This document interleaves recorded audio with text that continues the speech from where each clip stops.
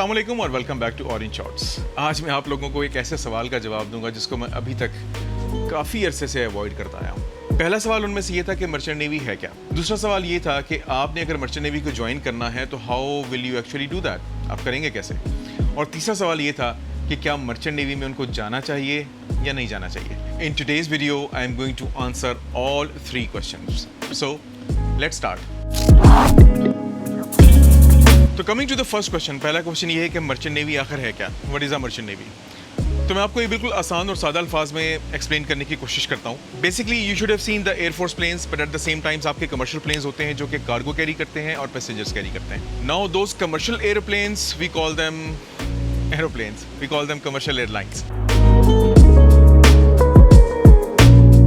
आपकी एयरफोर्स के प्लेन्स होते हैं, those are called as fighter jets, fighter aeroplanes, air force वाले aeroplanes. It is the same way with the navy. जिस profession को नेवी कहा जाता है, basically those people have those kind of vessels जो कि वॉर में काम आ सकते हैं, आपके मुल्क के डिफेंस के लिए काम आ सकते हैं। But at the same time we have other kind of vessels जो कि बेसिकली आपकी वॉर में किसी किस्म का पार्टिसिपेट तो नहीं कर सकते, but they take your cargo passengers from one part of the world to the other part of the world. This other segment of the vessels that are actually carrying only the cargo and passengers, they are called as the merchant navy. Then comes the second question कि आपने merchant navy को join किस तरह से करना है। I am particularly going to talk about Pakistan in this segment, but I'm going to touch the Indian side as well. मैं आपको ये भी बताऊंगा कि वहाँ पे कैसे होता है। So talking of Pakistan, आपके पास पहली बात हुई है कि फैकल्टी ऑफ साइंस होनी चाहिए, that is 10+2 in India, and it should be FSC pre engineering. आपके प्री इंजीनियरिंग के मार्क्स लिए जाएंगे, प्लस आप जो NTS टेस्ट के लिए अप्लाई करेंगे, that is national testing service, उसके मार्क्स को काउंट किया जाएगा, दोनों के मार्क्स का एग्रीगेट निकाला जाएगा और फिर मेरिट लिस्ट बनाई जाएगी। ये मेरिट लिस्ट बनेगी कहाँ पे? ये बनेगी पाकिस्तान मेरीन एकेडमी में। तो आपने एडमिशन के लिए अप्लाई जहाँ पे करना है, basically that is Pakistan marine academy. One is called as the engineering branch and the other is called as the nautical branch. So once all of that merit list is made, and then keeping in view कि आपने preference क्या select की थी at the time of applying, आपको branch assign की जाएगी. But at the same time, some of them can later switch on also, or some of them जो है they will be allotted the branches that they actually did not apply for. So some of them can be adjusted later on, some of them can not. पहले Pakistan marine academy जो है वो जामिया कराची यानी कि Karachi university के साथ एफिलिएटेड थी, अब वो NED यूनिवर्सिटी के साथ एफिलिएटेड है। पहले हमें जो डिग्री मिली थी that was BSc maritime studies, that is bachelor in sciences in maritime studies. आजकल जो डिग्री दी जाती है that is associate degree in ship management, और ये देती है NED university. Once you have this degree and once you pass out from the Pakistan Marine Academy, तो उसके बाद आपकी SSB बनती है, that is Seaman Service Book। इसके अलावा आपके कुछ कोर्सेज होते हैं जो कि आपको करने होते हैं। पाकिस्तान मेरीन एकेडमी कोर्सेज आपको खुद करवा देती है, जो कि बेसिक कोर्सेज होते हैं which are required for joining the ship.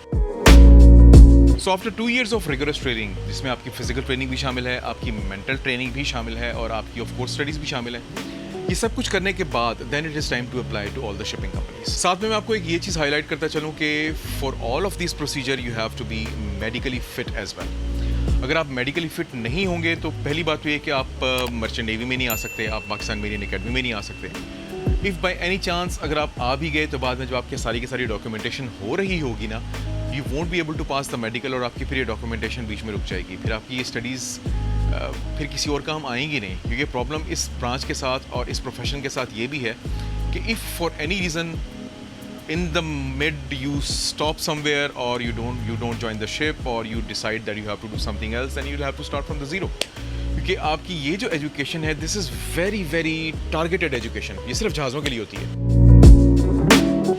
Land के ऊपर इंजीनियर्स की एजुकेशन काम आ जाती है, they can work in the power houses and all different sectors, but unfortunately for the people who have opted for the nautical department, they can really not go anywhere। So that is one thing that you have to keep in mind। If we talk about the Indian seafarers, they have some other opportunities as well। उनके लिए लाजमी नहीं है कि वो किसी university से या किसी इंस्टीट्यूट से जाके प्रॉपर अपनी बैचलर्स इन साइंसेस की डिग्री हासिल करें। दे हैव डिफरेंट इंस्टीट्यूट्स जो कि बेसिकली उनको बेसिक कोर्सेज करवा कर और उनको 6 महीने का डिप्लोमा कराकर या 9 महीने का डिप्लोमा कराकर उनको ये तैयार कर देते हैं कि they can join the vessel. So they have a little different system over there. But final procedure उनका भी exactly यही है. They have to have all the basic courses जो कि उनको ship joining के लिए चाहिए. They have to have the SSB. Of course, it is going to be an Indian SSB in that course. That is when, again, they have to follow the same procedure and they have to apply it to all the shipping companies as well. One more thing that boys ask me in different comments and questions is कि आपकी eyesight क्या होनी चाहिए? Well, ideally it should be 6x6, but अगर नहीं भी है तो engineering department में आप चल जाएंगे. At least for the training purposes, and once you join the ship, there won't be an issue. अगर आपकी eyesight थोड़ी बहुत weak है तो ज़्यादा वीक नहीं होनी चाहिए. अगर आपकी eyesight exceptionally ज़्यादा वीक होगी तो फिर भी आप जो है वो इस प्रोफेशन में एंट्री नहीं कर पाएंगे. For the details, you can always consult their website and all the details you can find it over there. Pakistan marine academy की और different institutes की इंडिया में जहाँ पे आप अप्लाई करना चाह रहे हैं. But there is one thing कि अगर वो आपको होगा तो फिर आप इस प्रोफेशन में बिल्कुल नहीं आ सकते हैं. That is color blindness. If for any reason you are color blind, क्योंकि especially nautical department में you have to know and you have to be able to differentiate between the green light and the red light. If you cannot do that, you are completely unfit for service on board vessel. Now comes the final and I think the most important question. और वो question ये था कि should you join the merchant navy or not? Don't get me wrong over here. आप मेरे इस जवाब को किसी गलत सेंस में नहीं लीजिएगा. The job by itself, और अगर आप मुझसे पूछें, it's awesome. It's awesome by all means. But the problem starts when you have to actually get inducted in the merchant navy. जब आपको एक्चुअल में प्रैक्टिकल फील्ड के अंदर आना होता है.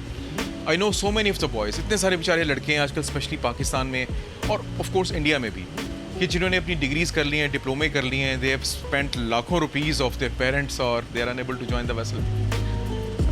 इंडिया में फिर भी चांसेस थोड़े बेहतर हैं because they have a lot of shipping companies. I think they have better option of going on vessel. But अगर हम पाकिस्तान की बात करें तो it is really bad. Basically the downfall of Pakistan shipping started back in 70s जब जुल्फ़िकार अली भुट्टो साहब ने step लिया कि उन्होंने तमाम की तमाम कंपनीज को नेशनलाइज कर दिया.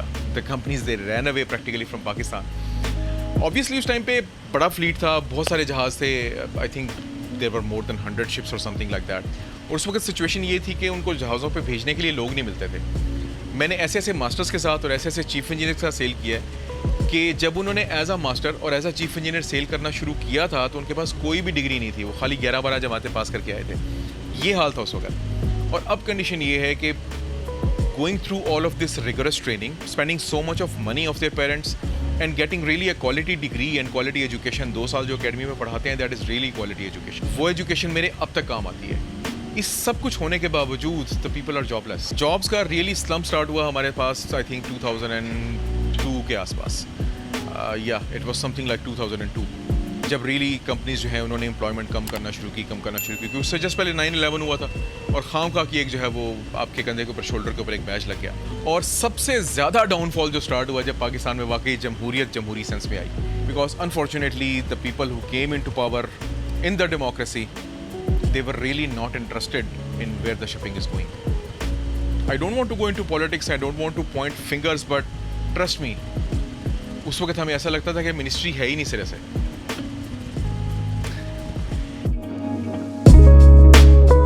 We had a meeting last year with Ali Zaidi साहब who's shipping minister now and उनके सामने मैंने एक पॉइंट हाईलाइट किया था. मैंने कहा सर आप एक काम करें कि आप स्ट्रेंथ कम कर दें. आपने स्ट्रेंथ बढ़ा दी है. हमारे ज़माने में तकरीबन 30 लोग पास आउट होते थे और अब सिचुएशन ये है कि there are 75 on the engineering side and 75 on the deck side. But the bad thing is कि as the strength of the candidates is improving the jobs are actually not improving. PNSC खुद it's in slumps. It's in really bad shape, just like PIA. Foreign companies ज़्यादा employment कर नहीं रही तो the openings for the jobs are very less.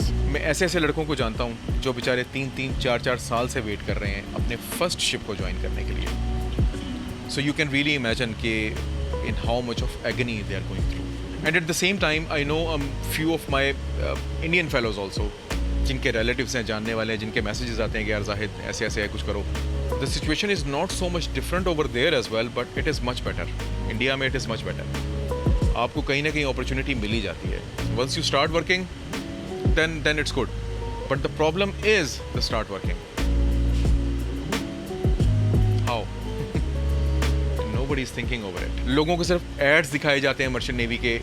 If you've seen my videos, it feels fascinating. I know that. But अगर आपको किसी भी तरह से I think कि कंपैशन मिलता है इस बात से तो मैं आपको एक बात ज़रूर बताऊंगा कि माई ओन ब्रदर जो कि चाह रहा था कि वो मर्चेंट नेवी में आए when he did his FSC back in the year 2012 that was approximately 8 years ago from now. तो मैंने उसको स्ट्रेट अवे मना कर दिया. मैंने कहा जी मैं हूँ, दैट्स अनफ, आप नहीं आएंगे मर्चेंट नेवी में, do something else. And thankfully he did something else and he is a civil engineer in Australia, so that is good. तो अब यहाँ से अंदाज़ा लगा लें कि यार इस सब चीज़ों के बावजूद मैंने अपने भाई को नहीं आने दिया मर्चेंट नेवी में. और मुझसे कोई पूछता है तो मैं उनको यही कहता हूँ कि यार if you can do something else then do something else. But yes, if you know कि हाँ जी आप पास आउट होने के बाद जहाज़ पर चले जाएंगे तो you have a chance. But that chance is unfortunately not extended to all of the candidates. Only a few people have that chance. If you are not sure whether somebody can really get you in the company or not, then avoid it altogether. So with that unfortunate and very sad sentence जो कि मैंने अभी आपको कहा, I think you should have got some information today. और आज आपको अपने काफ़ी सारे सवालों का जवाब मिल गया होगा. If you did and if you really enjoyed watching this video, then please consider subscribing, consider sharing and consider liking this video. अपना बहुत सारा ख्याल रखिएगा, दुआओं में याद रखिएगा. With tons of love to my Orange Shorts family and to be Orange Shorts family, take very good care of yourself. Stay happy and stay safe. This is Orange Shorts. I am Zahid Nisar. Allah Hafiz.